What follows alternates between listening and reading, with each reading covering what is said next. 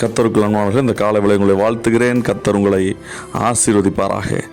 ஆண்டவராகிய இயேசு கிறிஸ்துவின் கண்களில் நமக்கு கிருபை கிடைத்திருக்கிறது. ஆமேன், ஆமேன். பிரியமானவர்களே, நம்முடைய ஆண்டவர் ஒடுக்கப்பட்டவர்களுக்கு நியாயம் செய்கிறவர், பசியாயிருக்கிறவர்களுக்கு ஆகாரம் கொடுக்கிறவர், கட்டுண்டவர்களை விடுதலையாக்குகிறவர், மடங்கடிக்கப்பட்டவர்களை தூக்கி விடுகிறவர், திக்கற்ற பிள்ளைகளுக்கு உதவி செய்பவர், சிறுமைப்பட்டவர்களுக்கு நியாயம் செய்கிற கடவுள் நம்முடைய ஆண்டவர்.